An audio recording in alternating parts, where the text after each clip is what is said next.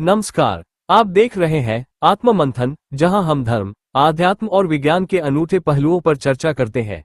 यहां आपको धार्मिक कथाओं, विज्ञान की खोजों और आत्मिक चिंतन का संगम मिलेगा। हमारे साथ इस यात्रा पर चलें, जहां विचारों का मंथन आपको आत्मिक ज्ञान की गहराइयों में ले जाएगा।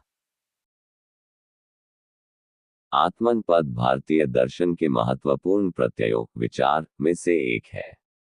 यह उपनिषदों के मूलभूत विषय वस्तु के रूप में आता है, जहां इससे अभिप्राय व्यक्ति में अंतर्निहित उस मूलभूत सत्य से किया गया है जो कि शाश्वत तत्व है तथा मृत्यु के पश्चात भी जिसका विनाश नहीं होता। संसार में अनगिनत ज्ञानी पुरुष हुए हैं जिन्होंने अपनी आत्मा पाई और आत्मा को पाने के रास्ते बताए हैं। कृष्ण, बुद्ध, यीशु, अष्टावक्र, राजा जनक, संत कबीर, मीराबाई, गुरु नानक आदि। आत्मा एक ऊर्जा का रूप है जिसे आत्मज्ञान और परमात्म ज्ञान के समय देखा जा सकता है। कई धार्मिक, दार्शनिक और पौराणिक परंपराओं में आत्मा एक जीवित प्राणी का निराकार सार है। विज्ञान के अनुसार शरीर में आत्मा, शरीर की तंत्रिका प्रणाली से व्याप्त क्वांटम जब अपनी जगह छोड़ने लगता है तो मृत्यु जैसा अनुभव होता है। इस सिद्धांत या निष्कर्ष का आधार यह है, मस्तिष्क में क्वांटम कंप्यूटर के लिए चेतना एक प्रोग्राम की तरह काम करती है। ये चेतना मृत्यु के बाद भी ब्रह्मांड में परिव्याप्त रहती है। आत्मा के बारे में हिंदू धर्म के धर्मग्रंथ वेदों में लिखा है कि आत्मा मूलतः मस्तिष्क में निवास करती है। मृत्यु के बाद आत्मा वहां से निकलकर दूसरे जन्म के लिए ब्रह्मांड में परिव्याप्त हो जाती है। कुछ वैज्ञानिकों द्वारा किए गए शोध से इस बात की पुष्टि हुई है। आत्मा कभी निर्मित नहीं होती, यह ईश्वर का एक शाश्वत अंश है। गुणात्मक रूप से सर्वोच्च आत्मा का छोटा परमाणु अंश सर्वोच्च के साथ एक है। वह शरीर की तरह किसी भी परिवर्तन से नहीं गुजरता है। कभी कभी आत्मा को स्थिर या कूटस्थ कहा जाता है। आत्मा को केवल वो देख सकता है जिसकी खुद की दृष्टि सूक्ष्म होती है। जब कोई भूत प्रेत की बात करता है तो वो आत्मा के अग्नि तत्व की बात कर रहा होता है, और कोई भगत या कोई अन्य इंसान जप या किसी और शक्ति से अग्नि तत्व को खत्म कर देता है तो वो आत्मा पुनर्तः असली स्वरूप में आ जाती है।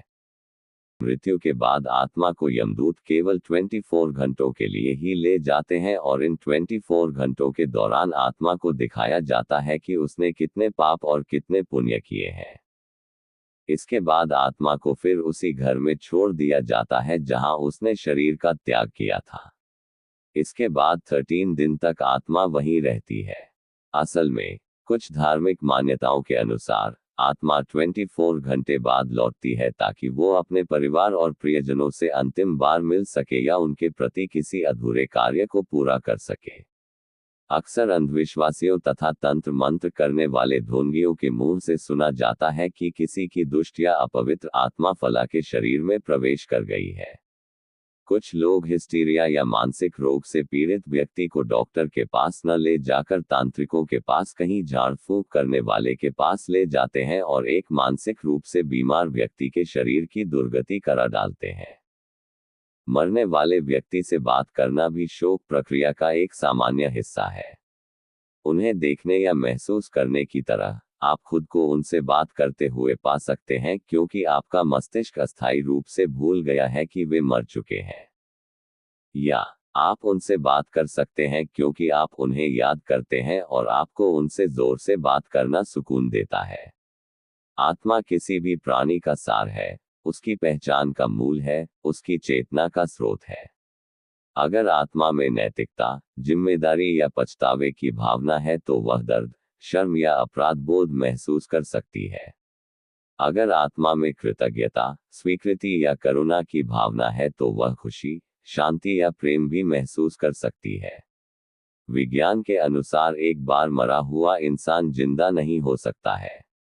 मृत्यु के बाद शरीर के कोशिकाएं और ऊतक धीरे धीरे काम करना बंद कर देते हैं, और ये प्रक्रिया अपरिवर्तनीय होती है। विज्ञान कथाओं में ऐसी कहानियां हो सकती हैं जहां मृत व्यक्ति जिंदा हो जाते हैं, लेकिन वास्तविकता में ऐसा संभव नहीं है। अक्सर हमारी जिंदगी में कई बुरी घटनाएं घटित हो जाती हैं, जिन्हें भूलकर हम नई जिंदगी की शुरुआत करते हैं, लेकिन यदि मनुष्य का दिमाग पुरानी बातों को भूल नहीं पाएगा, तो उसके लिए नई शुरुआत करना असंभव होगा। इसी कारण से हमें पूर्व जन्म की बातें याद नहीं रहती। वैज्ञानिक दृष्टिकोण से देखा जाए तो हमारे दिमाग की संरचना और कार्य प्रणाली कुछ इस प्रकार से बनी हुई है कि हम अपनी पिछली यादों को सदैव याद नहीं रख सकते। हमारा दिमाग इस प्रकार से काम करता है कि हमें नई चीजें याद रहती हैं और पुरानी हम भूलते जाते हैं।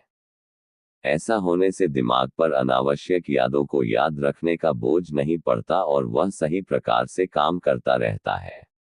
अगर आपको ये वीडियो पसंद आया हो तो कृपया इसे लाइक करें, अपने विचार कमेंट में साझा करें और हमारे चैनल को सब्सक्राइब करना न भूलें।